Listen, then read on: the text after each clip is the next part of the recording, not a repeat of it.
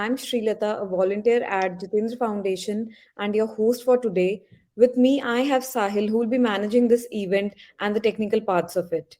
He is also a volunteer at Jitendra Foundation. So let's begin the session.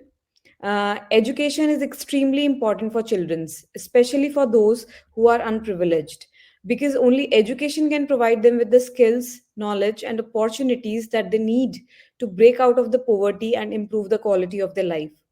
To discuss more about how the education can be a life changing opportunity, today we have with us Miss Aditi Goyal. Aditi is someone who strongly advocates for child education. She has previously worked on many top IT companies like Deloitte and EY. She is currently a partner at Nuance Vlogs and coherently working towards a betterment of child future. Hi Aditi, thanks for taking your time to join us today. Can you tell us a little bit more about your background and is it that made you so inclined towards child education? Hi, Srilata. Thank you so much for the kind words and introducing me. Um, so, why I felt the need that education is very important, and especially for underprivileged children. I'll start with my own experience. So, growing up and studying in the school, every Indian kid, goes through a journey, and they feel that they have to top in their class. So I think it is something which everyone must have felt it while growing up or in their childhood days where they have to go to school each day and study hard.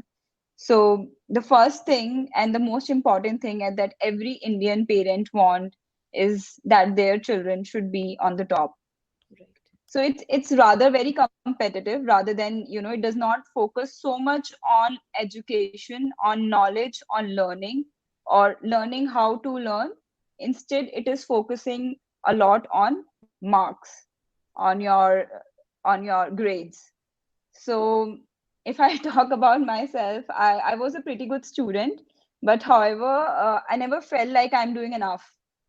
I used to get 80 to 85% marks, and I was good at science and maths. I used to read a lot. I usually find myself with a book every now and then, but I always felt like I'm not enough. And that feeling, I think it comes from the fact that we have really high expectations when it comes to our children. That instead of focusing on what we are studying and how interested we are in the studies, we focus on the grades. So, in my journey, I've met a lot of billionaires and millionaires, and I feel like most of them they come from underprivileged background.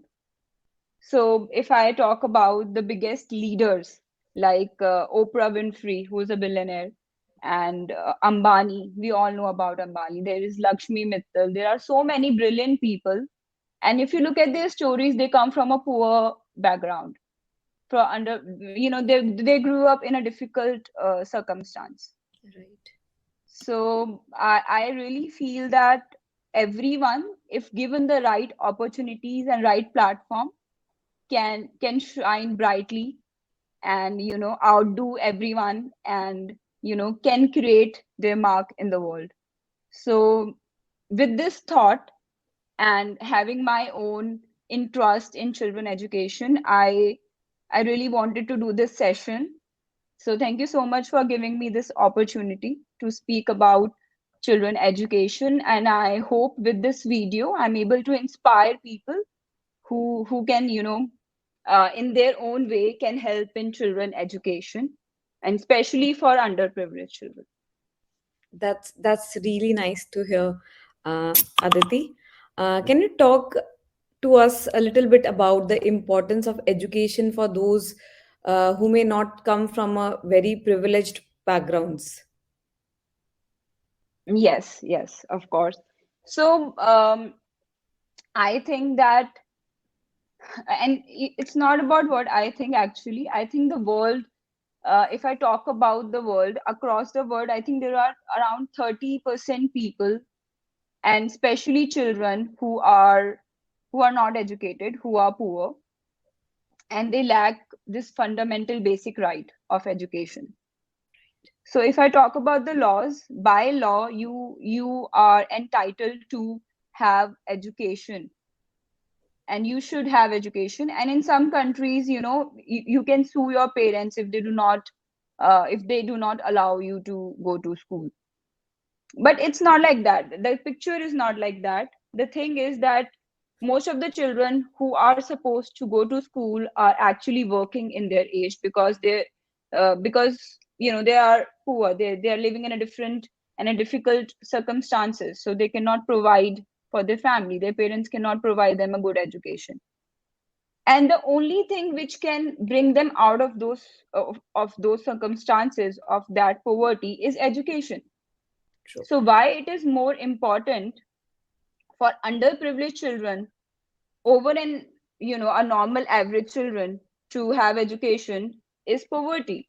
So if you want to end it, if you want to come out of that cycle, you need to be educated. So when you are educated, you do well in your school. You learn how to become a good citizen. You learn skills like how to you learn skills like communication. You learn science, maths, English. You learn how to read and write, and with those skills in life you can get good jobs, and you can come out of that situation at home. And once you know where you are lacking, you can learn how to come over it. And all those things are taught in school. Although I strongly believe that just the education is not enough, there should be quality education. So if you have heard about Malala Yousaf, Mhm. uh, she is a person, and I really admire her the most. So she was a girl who wanted to learn in a school, but because of Taliban in Afghanistan, they did not allow women to have a right for education. They did not allow children, especially girls in a Mhm. younger age, to go to school. And why? Because when you get education, you are empowered, you are enabled, you know what's wrong, you know what's right. So somewhere, and it is still a fact, they have a rule that women cannot be educated in Taliban, in Afghanistan, where Taliban is ruling. So why are being women deprived of education? So if we really look at it on a deeper level, you will understand that education enables you. If I'm a girl who is sitting in a class learning things with a boy, I will know that there is inequality. I am not treated equally as men. And if I know that, my thinking will change. Then I will not follow the same norms. And if I'm not following the norms, then I'm somewhere trying to, I'm in a conflicted situation with the government, and they do not want that. So with education comes a lot of empowerment, and that empowerment can make you very successful in life. So I strongly believe that women and also parents, when I say women, and I do not mean it in a very bad way or an offensive way, but in India a lot of women were not educated. Only men were sent to school. But if your parents are not educated, they will never promote you, or they will never advise you to go to school, or you will not have a particular environment at school to learn. So like our mothers, they have helped us to do our homework. So if you do not have a mother or a caring parent who cannot go to school to you or help you how to learn, it will be a very difficult situation for a kid who is just trying to learn. True. So it's very important that your parents are also educated, your women are educated, and it is good for a country's economy. So if Right. we, yeah. So yes, so coming back to your question, Srilata, I think it is especially more important for underprivileged children to have education, because if they want to come out of that cycle, they need education for it. And it is an irony that they cannot afford that kind of education. So That you that need, yeah. that's So one strong point. Yes. yes. So the irony of the situation is that they need money for education, and they do not have that money to afford it. So that is why these foundations, this NGO work comes in the picture. And I think we have this responsibility as citizens, as humans, that we are privileged enough to have our own education, and we should help others to educate. So it's not just about money, it's not about, donating, it's also about volunteering. So if we are educated, you can always, teach a kid or volunteer at NGOs, which I have also done, and I know how it feels. So I would highly recommend all the young people who have time to go and, teach a kid and do some volunteering, and, just contribute in whatever way they can. That's really amazing, Aditi. Even we at Jitendra Foundation strongly believe that education is the only way we can give those kids a chance to build their future. So let's move on to the next question. Can you tell what you believe are the most important factors in ensuring that all children receive equal education? Like we discussed here, like women in some countries, like they don't have the opportunity, like Right, it is right. not allowed for them to have that education. So, like, what are your thoughts on it? Well, it's really sad and unfortunate that still after women have fought for their independence, for their rights to vote, their rights to drive in a country, they have really come so far. So but it is really surprising that children at a young age are not allowed to read and write. They're not allowed to educate themselves. It's really sad. And that is why we are doing this session today, because and I strongly feel how unfortunate it is, and we should help them in whatever way we can. Thankfully, we live in a digital world where education is just a click away. We have so many platforms today on the internet which can enable you, empower you, give you the right direction in terms of education.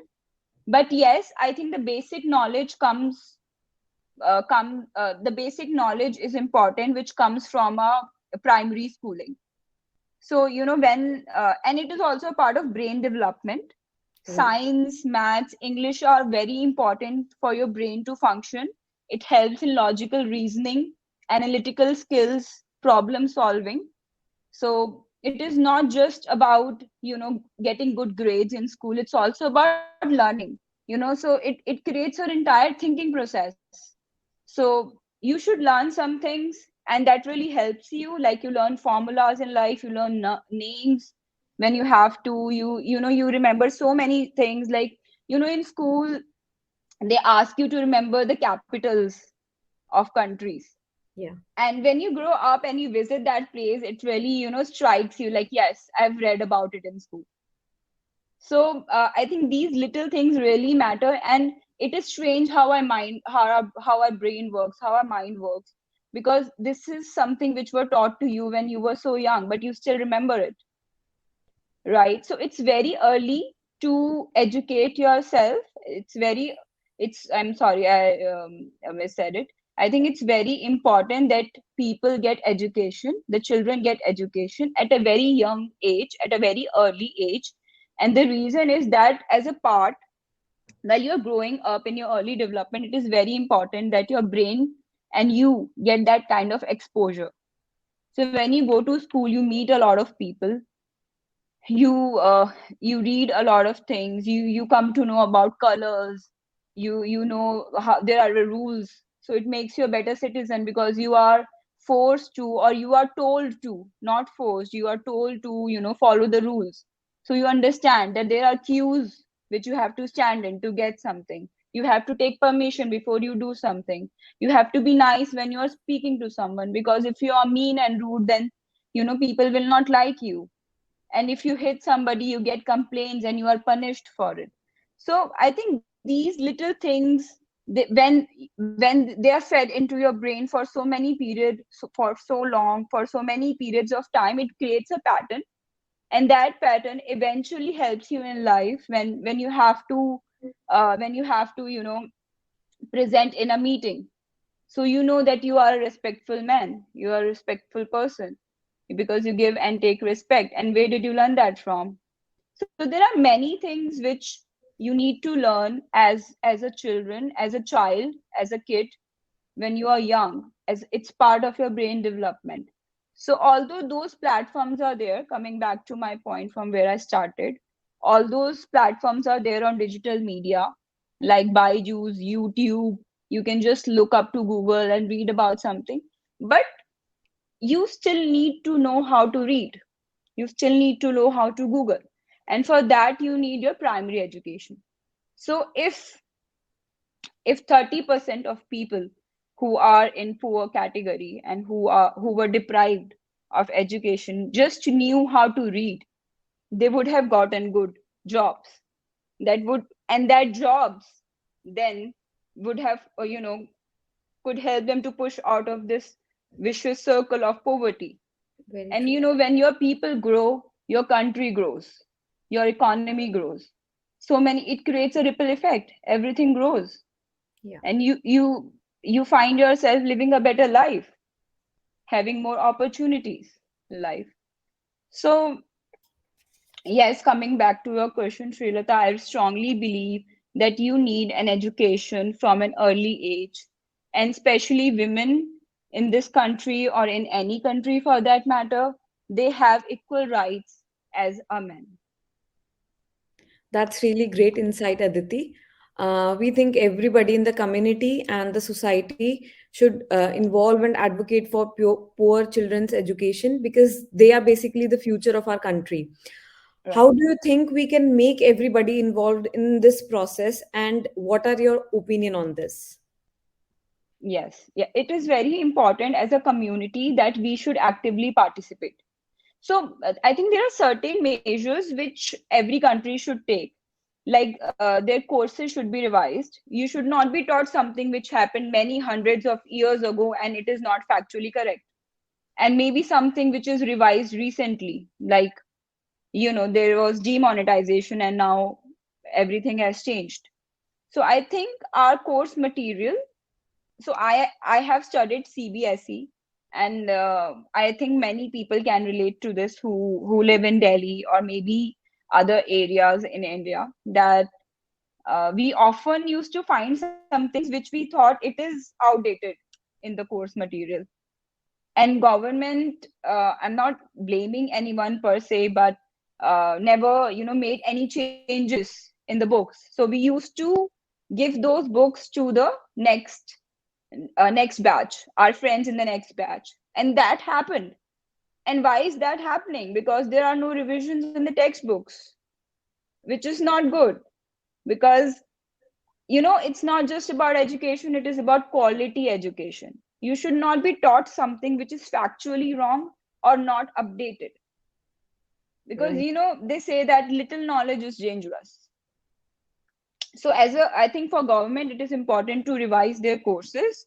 I think there should be some technical aspect to it as well. Technology should also play an important role, because we have come so far and India is doing so well in technology, and we are really good in engineering and science and all that stuff. So technology should be a part of it. Then I would encourage parents to be actively participating. When parents know what their kids are doing, they can pinpoint, or they can monitor, or they can help in their performance. Teachers should also be equally participating and not just reading course material to the children. They should be engaged in their children's success. Yeah. So rather than grading, I think it should be interactive. Education should be made a little fun with interesting sessions, which really involves children, and not just like you read this, you learn this, and then tomorrow there will be a test. Maybe there should be more practical things and not just theoretical things. Right. The practical Like will actually stay longer in their brains as compared to the theoretical things, right? exactly, Yeah. exactly. So I'll give you one instance. I was in Italy with my family, and Rome is a very historical place. If you talk about history, and we have all read it. We have read about French Revolution. We have read about how Roman came first and how they set things up, and about Christianity and all those things. So I saw a group of young kids in Rome that they were there to learn about history. So, well, it's just a thought. I'm not encouraging that everybody should fly to Rome to have an education session, but I think it makes more sense than that you do things out of just a classroom and Yeah. make things more interesting for children, because uh, it is a little boring when you have to study 8 hours, and just a text box, and you're writing and then you're copying. And I'm sure things must have changed by now. It's not the same like it was for us when we were in the school, and I'm really glad, because children who are privileged, their parents are so involved today in their education, and in providing all those co-curricular activities that parents in our age were not. That shows that how far we have come. Initially, our fundamental rights were an education, right? Getting a good education. But we have come a far way, and now parents are actually so invested in co-curricular activities of a children, that he should not just get some education. He should also be doing dance lessons, music lessons, cricket, sports, and all those things, because that is also a part of their brain growth. So, this is inequality if you talk about giving an education to our children and not giving an education to an underprivileged children. And this inequality is felt a lot of times by poor or children who are coming from a difficult background. So, to overcome this inequality, I think education is the right way, because once you have an education, you can, by doing scholarships or by enrolling yourself, or just trying to make your own group, you can still find ways, because you have that kind of thinking. So there are ways. When you start solving problems for yourself, you'll find a way to have those things. But if you'll be stuck in a home where you have started doing labor work in an early age, you would think, this is my life, this is something which I have to do for my entire life to provide for my family. Right. The mindset So, actually changes completely with right, and without education. right.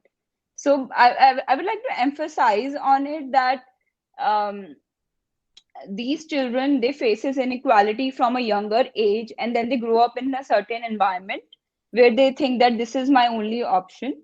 And but once they're educated, and now if I talk about the millionaires and billionaires who are self-made, they are coming from poor family. I think the reason, and the main reason that separates the two, is the mindset. Totally And agree. that, yeah, and that is empowering. So if you change the mindset, if you tell your brain that there are opportunities for me as well, like there are for the rest of the world, then there is a shift in there is a mental shift which happens, and then it creates more opportunities for you. It opens a lot of doors for you which you thought were closed. Right. So yes, I think. And also there should be some kind of interactive programs. There should be monitoring. There should be community colleges or community schools, which we have seen uh, you know while growing up, that people who did not want to, they did not get an education, they do other courses, like fixing refrigerators or some other kind of course like Skill business. stitching, yeah, for underprivileged kids. So I think that is also a good thing. You are skilling up, and skilling up also gets you good jobs. So if you did not have a right education, then you can do these courses and grow yourself in life. So I would like to emphasize on that as well while I'm speaking on this topic. Those are some really good points. Even we at Jitendra Foundation are looking for various ways to implement them through our campaigns. One of our campaign named Vidyadan Mahadan is a collab with Mila Foundation, where we are striving to fully fund the education of poor children who wants to go to school, learn, and want to leave the shackles of child labor. From our Okay. efforts and donation received on Milap, two children from city slum have started going to the school as a stepping stone towards their dream. That's great. Our volunteer made this possible by convincing their parents and helped them with the admission process, stationery, and basic items which are required in the school. One of the children still chooses to help his parent in rag picking job in the evening after school. The other child is just happy exploring books and teaching her mother all the knowledge that she gets from her teacher. The smile on the face when they leave for school to study is just priceless and encourages us to do more of the things that we are already doing. This is one major milestone for us uh, as J Foundation. That sounds great. Yeah, we wanted to know, Aditi, if you have ever volunteered or donated for any campaigns or NGO, can you tell us about the experience and how it made you feel? Do you think Hmm. everybody should get involved or maybe do at least once in their lifetime? I would say do it once in like 6 months or 3 months or once in a month till, in your entire lifetime. I mean, keep continue doing it in your life because when you go to these schools now, there is something that changes in your mind, in the way of your thinking. I'll tell you I'll tell you a few instances, and I also tell you in what kind of NGOs I have volunteered. So I think we all somewhat do that on birthdays, rather than spending money on people who already have money or impressing people who you don't like, just saying in a very comic way. So rather than doing that, you should donate that kind of money, whatever money you have saved up, or as a gift to the schools. So I used to do it in two of the instances. One is a birthday where I donate to a blind school, and then there is anniversary where I donate in old people's home, old Okay. age house. Yeah. Is that what is it is called? So in blind school, it's really great to see those kids. So we what we can do there is we can provide for their free lunch. So usually, okay, that school has a thing that you can pay for their lunch. So every time they are eating is because somebody paid for it. If you do not pay them, or if you do not donate in them, they get food, but they do not get quality food, or they may get it in a very less quantity. Okay. So if you go to such things and when you look at it, you will first realize how lucky you are that you have a shelter, you have food, and you have proper clothing. And bigger than that, you have eyes from where you can see, because they cannot. So there is really a mental shift that happens when you visit these schools. So I would highly recommend that you go there at least once a month, or on your occasions, on your special occasions, donate to those schools. And the other NGO that I have been a part of, or I have done, is NGO for old people, where I have donated. And so these are the people, and it really makes me sad because these are the people who had a home, and they decided to write their property in the name of their son or whoever is the kid, and now they're kicked out from their own home. So it really makes me sad that children who you invested in, and now they are doing such things to you, and there are other parents whose kids have left them there and they have moved abroad or something like that. So those stories are really sad. And these people, they are dependent on a nurse. They cannot walk or uh, eat or do things on their own. So I think it's really sad. At the same time, I would say that when you help these people, they They are really happy.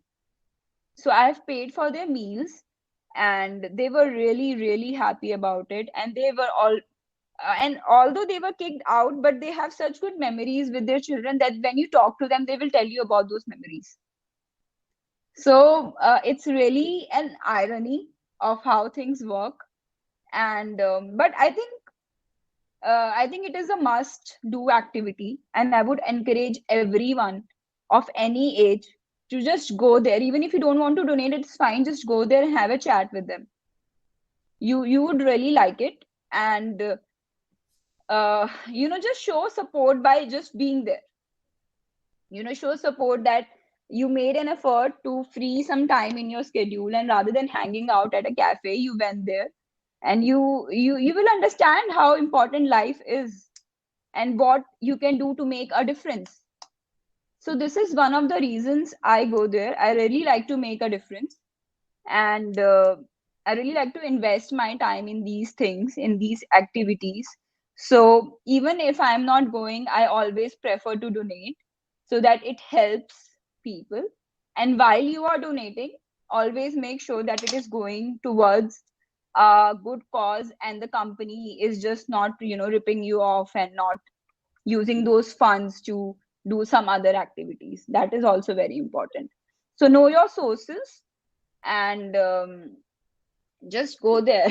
Just go there, and you will learn so much about life. Just go and volunteer, teach a kid, uh, do a session with them. If you're trying to help somebody, just go with a positive spirit and talk to them. I think it will really be useful for you and for them, and you would have a good time. Yeah, so relatable. Like, even like I do such kind of things, like the one that you told that you were involved, you involved yourself in.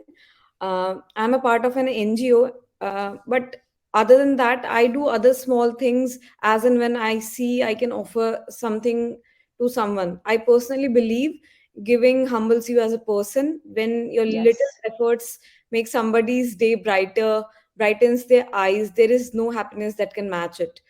So yeah, to experience that feeling, we'll have to step up and offer. It can be money, Right. help, food, smile, whatever. Nowadays everybody is in the mindset of taking, but what we can offer is much more meaningful and fulfilling.